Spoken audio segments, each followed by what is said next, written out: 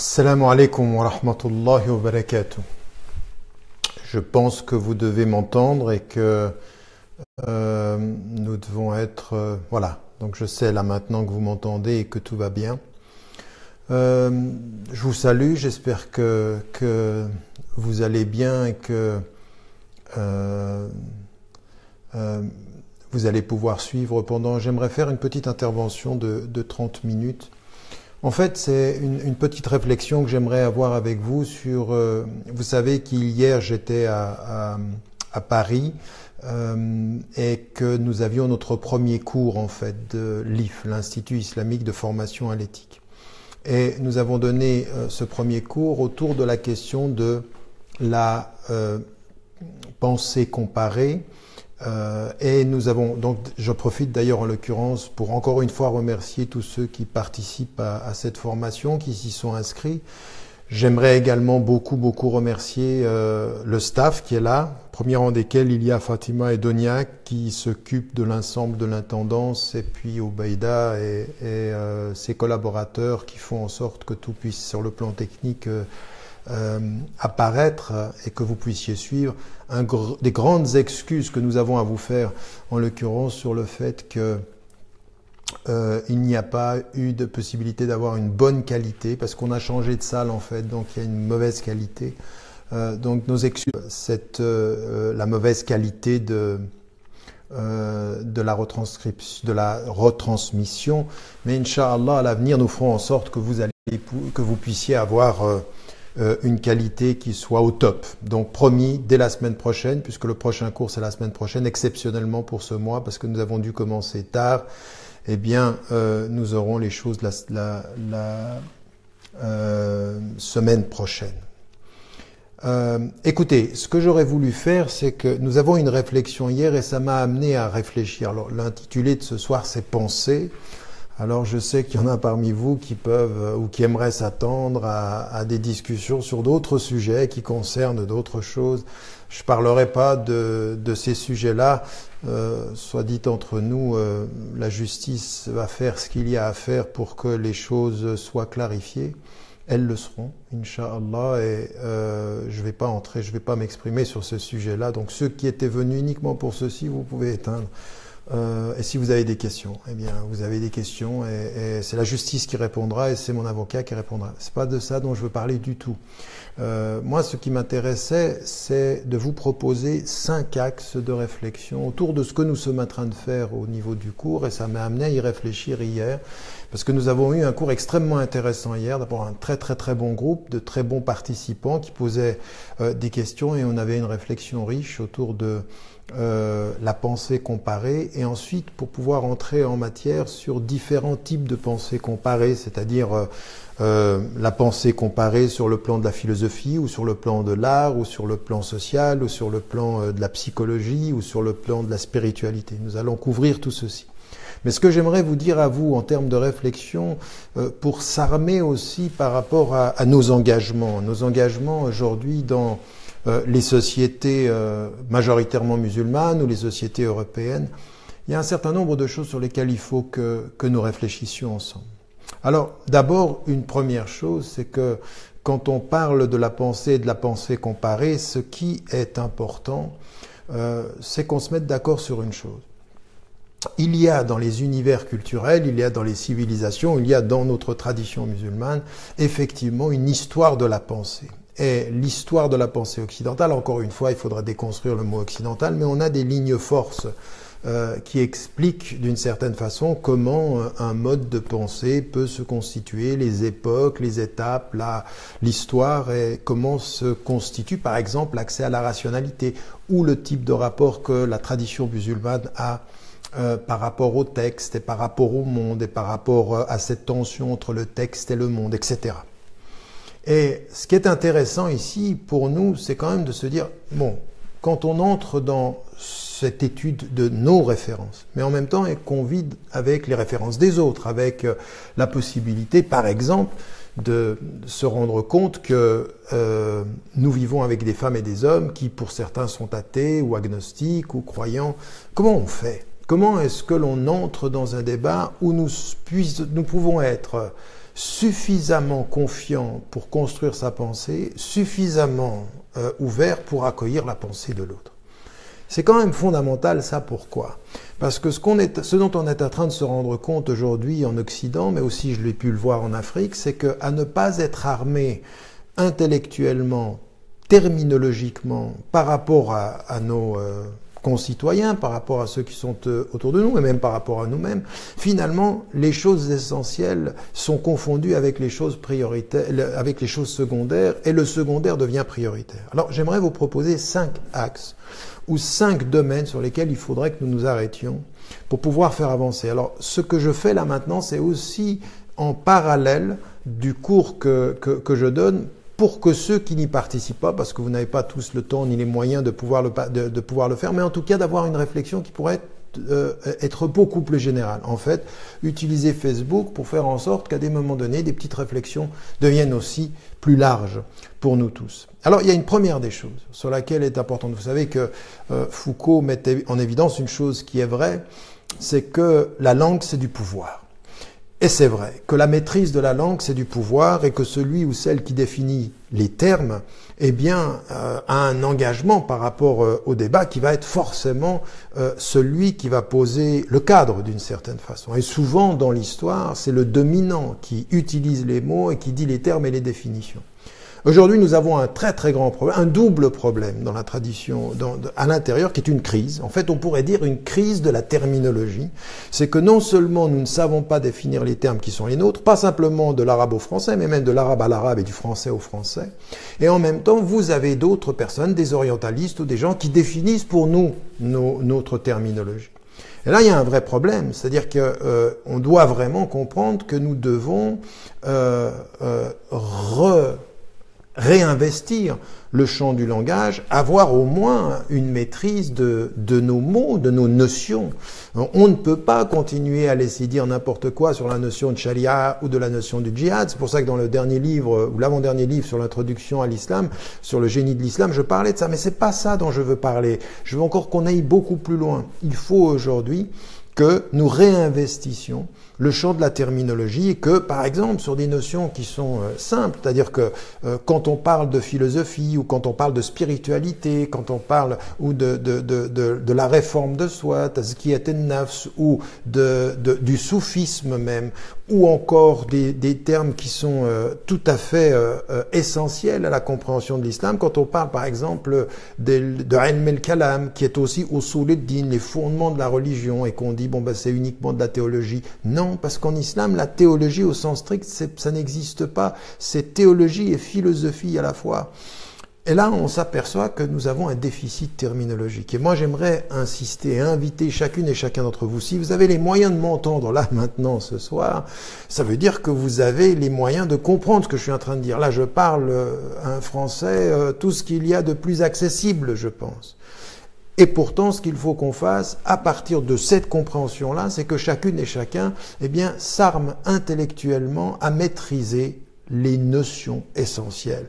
Les notions essentielles de la vie, les notions essentielles de sa tradition, mais aussi les notions essentielles de son cadre. C'est-à-dire aujourd'hui, dans la société française, par exemple, il est inconcevable qu'on ait une idée approximative de la laïcité ou qu'on accepte l'idéologie de certains laïcs qui transforment son esprit et qui en transforment le cadre. Mais c'est vrai aussi sur les droits humains, c'est vrai aussi sur la démocratie en tant que telle, parce qu'il ne s'agit pas de crier sur tous les toits démocratie, démocratie, comme si c'était un acquis et qu'il ne fallait pas le discuter. On est quand même en France, en Belgique, en Europe, aux États-Unis, quand vous voyez ce qui se passe avec Trump, qui n'a pas la majorité du peuple avec lui, mais qui a la majorité dans un système extrêmement compliqué qui le font arriver au pouvoir, qui utilise des moyens techniques phénoménaux, des grands data pour pouvoir capitaliser parce qu'il a l'argent. On s'aperçoit que l'argent, quand il est dans la main des puissants, eh ben, tue le pouvoir du citoyen. Plus d'argent dans le puissant, c'est moins de pouvoir dans celui qui est le citoyen. Et donc, à partir d'un certain moment, il faut avoir un débat critique là-dessus, mais pas pour rejeter la démocratie, mais pour se poser des questions constructives. la terminologie comme premier axe de la pensée. Penser, c'est penser par les mots, et les mots, c'est les définitions, et c'est une chose que nous avons dans notre tradition depuis tellement longtemps, depuis le début même de notre tradition. Deuxième élément sur lequel nous devons insister et sur lequel nous devons beaucoup travailler les uns et les autres, c'est le sens de l'histoire. On n'est pas dans sa pensée, ni dans le rapport comparatif à la pensée de l'autre, si on n'est pas dans un sens de l'histoire. Qu'est-ce que permet l'histoire? D'abord, l'histoire permet de comprendre comment les notions vont s'ancrer à des moments, pouvoir même changer de définition, avoir des définitions qui sont revues par un certain nombre de savants. Et elles permettent, donc déjà, les mots dans le temps donnent d'autres définitions aux mots dans le temps en question, premier élément. Et puis une deuxième des choses également qui est nécessaire dans cette réflexion-là, c'est que l'histoire permet de désessentialiser, de ne pas essentialiser une religion, une pensée, une culture, une civilisation à un moment donné, en disant ben voilà, la religion c'est ça, ou l'islam c'est ça, c'est ce moment-là de l'histoire, ou l'Occident c'est ça, c'est ce moment de l'histoire. La pensée historique montre les variations, la diversité, les transformations d'une tradition. Les traditions ne sont jamais statiques, elles sont toujours en mouvement. La pensée historique, elle permet de contextualiser le sens des mots, elle permet de diversifier les approches et de montrer combien c'est complexe et combien les choses bougent. Cette idée que la tradition serait statique et la modernité serait un mouvement, non, la modernité c'est une tradition parmi d'autres, et c'est une tradition qui n'est pas forcément celle qui se meut le mieux et le plus rapidement, enfin le plus rapidement parce que c'est le moment historique dans lequel nous sommes. Donc voilà, nous devons avoir un sens de l'histoire pour soi et un sens de l'histoire pour autrui. Et ça, c'est capital. C'est vraiment, nous manquons de mémoire. Nous qui sommes nous sommes une tradition qui est une tradition de l'oralité, une tradition de la mémoire, une tradition. Eh ben, et puis tout est lié à la mémoire. Même le Coran s'appelle le dhikr, c'est le souvenir. Notre relation à Dieu, c'est du souvenir. Mais notre relation aux hommes, à l'histoire et à notre histoire, elle est souvent aujourd'hui en danger. Pourquoi? Parce que ce qui est en train de se passer aujourd'hui dans notre monde qui va si vite, c'est que nous ne sommes plus dans la pensée longue. La pensée historique, c'est une pensée qui forcément invite à la sagesse. Elle invite à la sagesse, elle invite au fait attendez, prendre le temps, ne pas être dans le temps de Facebook ou de Periscope ou de quoi que ce soit, où tout va vite et on n'a plus le temps de penser. L'histoire, c'est déployer la pensée, comprendre la complexité. Ça, c'est le deuxième axe. Le troisième axe sur lequel j'aimerais insister, c'est celui qui est lié à une chose qui apparaît dans ce que je viens de dire, c'est la diversité. C'est-à-dire qu'il faut, quand nous approchons, c'est toujours important quand on parle de dire d'où on parle. Enfin, par exemple, certains me disent « oui, mais toi, tu représentes l'islam ». Non, évidemment que non, je ne représente pas les salafis littéralistes, je ne représente pas certains types de rationalistes ou certains types de libéraux, je ne représente pas ceux qui sont obsédés par la pensée strictement politique. Non. Je ne représente pas tout ceci. Je me positionne dans le réformisme, et dans le réformisme, je parle de là. Mais je sais bien que certains musulmans même me mettent à l'extérieur de l'islam ou même ne se reconnaissent pas. Le plus important à partir de son univers de référence, c'est d'admettre la diversité. L'admettre la diversité, c'est-à-dire que déjà il y a des sunnites et des chiites, et puis dans les sunnites, il y a une diversité d'interprétations. Accepter la diversité à l'intérieur, s'ouvrir à cette diversité, avoir l'humilité de son interprétation et l'exigence de l'écoute des autres interprétations, c'est nécessaire. Donc cet rapport à la diversité. Et puis ensuite, de jamais aussi essentialiser l'autre. Autant on n'aime pas dire l'islam c'est ça, un musulman c'est ça, on ne va pas dire l'Occident c'est ça, ou la Chine c'est ça, ou l'hindouisme ou le bouddhisme, comme par exemple j'entends certains qui disent oui, le bouddhisme avec ce qui se passe à Myanmar, c'est une spiritualité intolérante. Non, c'est un groupe, quelques personnes, mais c'est pas tout le bouddhisme. Il y a des bouddhistes même là-bas qui se sont soulevés et levés pour qu'on respecte la dignité de ceux que l'on maltraite, que l'on tue et que l'on extermine. Donc, encore une fois, le troisième axe, il est aussi celui il y a une un rapport humble avec le temps qui passe et la compréhension de la diversité dans le temps qui est, la diversité dans l'espace du temps qui est, la mobilité, la flexibilité dans l'histoire qui passe. C'est un troisième axe. Il est très important de pouvoir le mettre en évidence. Le quatrième axe, sur lequel il faut que nous déterminions aussi une pensée, c'est le penser des priorités. Et ça, c'est un quatrième axe. J'aimerais vraiment vous inviter à y réfléchir. Parce que là, quand on va trop vite, quand on n'a pas les mots et qu'on n'a pas de sens historique, le secondaire devient prioritaire et on est dans la confusion. On ne sait plus qu'est-ce qui vient d'abord. C'est-à-dire que si on n'a pas de discipline intellectuelle, si on ne sait pas, parce que le but, c'est pas simplement penses-tu. Parce que j'espère que quand on dit penses-tu, oui, je pense. J'espère que vous pensez, qu'on pense tous un tout petit peu. Le plus important dans le pouvoir de la pensée, c'est la structuration de la pensée, c'est l'ordre de la pensée, c'est comment on va organiser sa pensée, lui donner des priorités. Lui donner des priorités, et là, c'est quand même capital.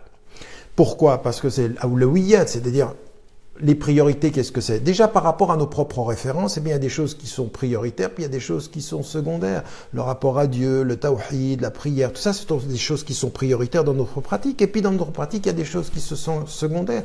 Mais dans notre projet de réforme de nous-mêmes, il y a des choses qui sont prioritaires, il y a des choses qui sont secondaires. Dans nos projets sociaux, il faut faire attention à ne pas commencer par le détail.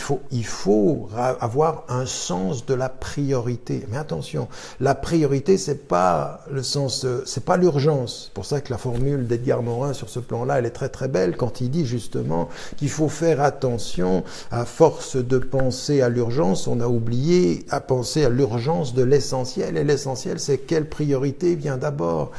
Il faut avoir ce sens-là. Et ça, c'est notre vision. Par exemple, qu'on soit aujourd'hui en France, en Angleterre, en Allemagne, en Afrique, là, puisqu'il y en a qui m'écoutent depuis le Maroc, en Algérie, en Tunisie, en Côte d'Ivoire, en Mauritanie. Je ne vais pas tous vous citer, mais vous êtes là à travers le monde. Et ben, à partir d'un certain moment, mais quelles sont mes priorités? Les priorités, elles se dessinent comment? Il y a un double rapport de priorité. Il y a les priorités qui viennent de ce que me dit le texte, c'est-à-dire les priorités de ce que je dois faire, des règles. Il y a la priorité de ce qui va être lié à ma propre transformation.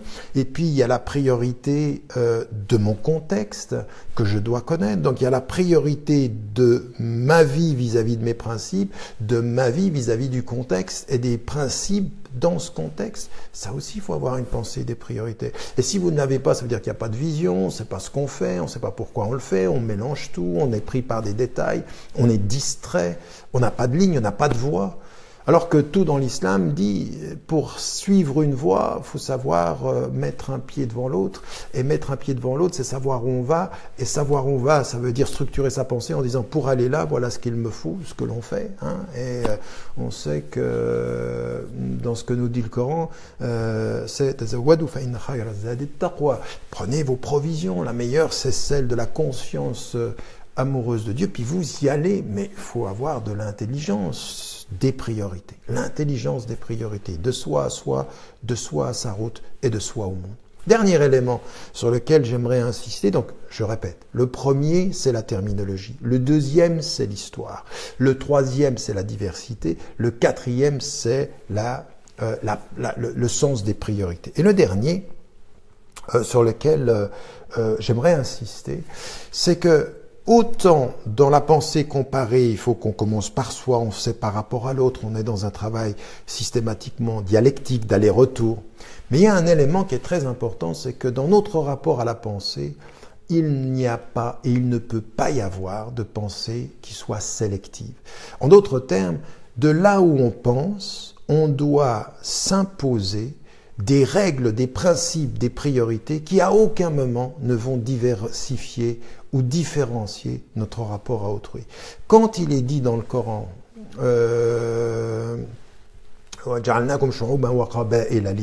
nous avons établi en nations et en tribus pour que vous vous entreconnaissiez. La formule arabe de ta'aruf, c'est pour que vous entreconnaissiez au même niveau, c'est-à-dire un rapport d'égalité, la connaissance mutuelle, un rapport d'égalité.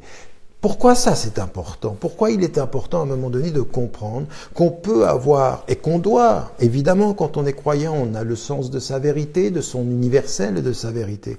Mais à aucun moment ceci ne doit être la justification à sélectionner dans l'humanité des hommes et à faire que certains soient plus nobles que d'autres, ou que certains principes, on les accepte pour nous-mêmes, ou on veut les défendre pour nous-mêmes, mais pas pour les autres. Pas de sélection dans la dignité, pas de sélection dans les principes, pas de sélection dans la distribution des droits et des devoirs de conscience. Il ne peut pas en être question. Et ça, c'est une attitude qui consiste, oui, je fais partie d'une communauté spirituelle, oui, je fais partie de la Ummah au sens de la communauté spirituelle musulmane, qui est une communauté de principes. Mais à aucun moment, je ne confonds mon appartenance à mon univers de référence au fait que je pleurerai les miens, au fait que je ne défendrai que les miens, au fait que ce sont les miens qui viennent d'abord. Jamais.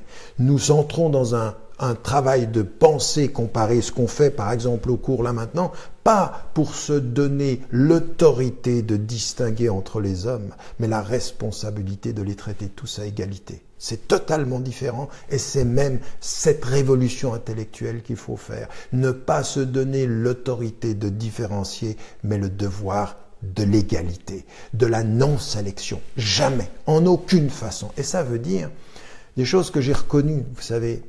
Moi, pendant des années, parce qu'on nous appelait à ça, et parce que c'était vrai, parce qu'il fallait le dire, et je continue à penser qu'il fallait le dire, j'ai fait un appel, j'ai écrit des livres et des articles en disant nous sommes citoyens, et c'est notre pays, la Suisse, la France, l'Allemagne, l'Angleterre, nous sommes européens, nous sommes occidentaux, et nous le sommes.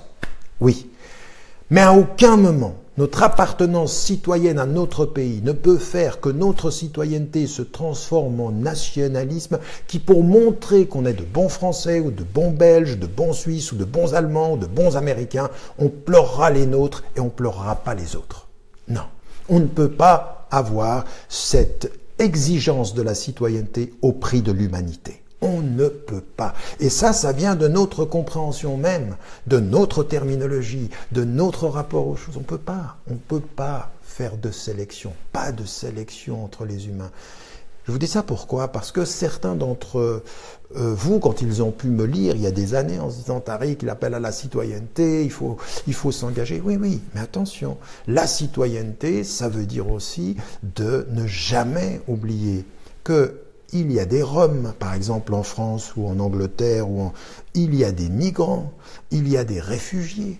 Et ceux-là, parce qu'ils ne participent pas aux prochaines élections, ils ne sont pas très très intéressants. Les laisser mourir, ça ne vous fait pas perdre les prochaines élections. Ou alors, quand vous êtes même par rapport à la nature, les animaux, ils ne votent pas. Et puis les arbres ne votent pas. Alors on s'en fiche. On traite le monde n'importe comment. C'est pas ça qui va nous faire gagner des élections. Non, on ne peut pas. On a le respect du vivant, de la nature, de l'animal, et à plus forte raison de tous les êtres humains. Celui qui meurt en Méditerranée, celui qu'on n'accepte pas, celui qui est traité comme un animal au bord des frontières européennes ou dans la Méditerranée, qui meurt et qui meurt encore jour après jour, eh bien on ne peut pas. Eh bien, une fois qu'on a dit ça, on va élargir le spectre de toute cette humanité, de tous les opprimés du monde. Parce qu'on ne fait pas de sélection, parce qu'on sera effectivement du côté de tous les opprimés en Afrique, avec la façon dont on traite ce continent, dont on prend toutes les richesses, mais dont on ne veut aucune humanité. Restez où vous êtes, hommes pauvres, donnez-nous vos richesses. On ira même les chercher d'ailleurs. On ira même vous exploiter sur votre terrain. Et donc c'est ce qui se passe aujourd'hui. Regardez ce qui est en train de... Il y a l'évolution de l'Afrique. Alors bon, évidemment, il ne faut pas dédouaner tous les corrompus, les dictateurs, les présidents qui sont élus à vie, les présidents qui ne sont pas élus et qui restent présidents, ou les présidents que le peuple aime tellement qu'il leur donne un 5e mandat, un 6e mandat, qui sont vissés par la corruption à leur présidence. Bien entendu, il ne faut pas dédouaner ces gens-là, mais il ne faut pas aussi être dupe du jeu des grandes puissances aujourd'hui, États-Unis, Europe, Chine, qui sont présents sur le terrain et qui exploitent. Et donc, il faut aussi en dire quelque chose. Il ne faut pas se taire par rapport à l'exploitation de cette pauvreté, de l'exploitation des migrants, des migrants et du nouvel esclavage. Le nouvel esclavage est international. Il est autant aujourd'hui dans les pays qui envoient de l'Inde, de l'Asie, des Philippines, des pays qui reçoivent des États du Golfe, tous les États du Golfe sans exception, toute la région du Golfe, que ce soit l'Arabie Saoudite, le Qatar, les Émirats, tous ils ont de ce point de vue-là des choses qui... Mais il faut aussi dire qu'aux États-Unis, l'exploitation de tous ceux qui sont les prisonniers noirs, qui font un travail à $1 par heure et qui, en fait, sont exploités et qu'on fait travailler parce qu'on les met en prison. Ça fait gagner de l'argent à des entreprises privées qui ont construit la prison et en plus, ils travaillent à un prix réduit, c'est-à-dire qu'ils sont exploités et ils sont en prison. En Chine, par contre, on envoie les condamnés à mort aller faire du travail. Un nouvel esclavage. Et puis en Europe, on a exactement la même chose avec ce nouvel esclavage moderne de ces femmes qui viennent d'Europe de l'Est et qu'on exploite et qu'on prostitue. On le sait tout ça. Pas de sélection. Pas de sélection par rapport au nouvel esclavage moderne, il faut le nommer et il faut lutter. Et puis, plus généralement encore, la vie de tous ceux qui meurent, le terrorisme ne touche pas que l'Occident, enfin. Le terrorisme là, écoutez ce on vient d'entendre en Afghanistan et en Irak et au Yémen, personne n'en parle, ça n'intéresse personne.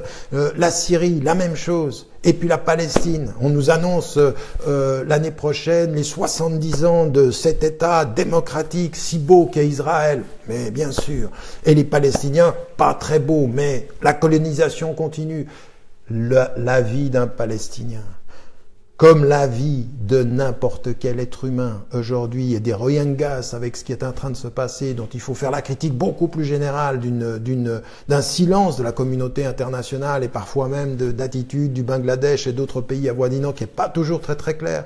Eh bien, il faut de ce point de vue-là avoir une position qui soit sans sélection. Et comprendre une chose, c'est que quand on est critique sans sélection par rapport à nous-mêmes, c'est pas que on est contre ou qu'on rejette. Je veux dire, il y a des personnes qui sont devenues nationalistes à un point où on peut plus rien dire. Vous dites une chose sur le gouvernement algérien, ah, t'aimes pas les Algériens, vous faites une critique par rapport à la présidence turque, ah, mais tu n'aimes pas la Turquie et tu es contre. Mais qu'est-ce que c'est que cette émotive? Quand vous êtes émotionnellement impliqué, vous n'êtes plus du tout dans l'égalité de traitement.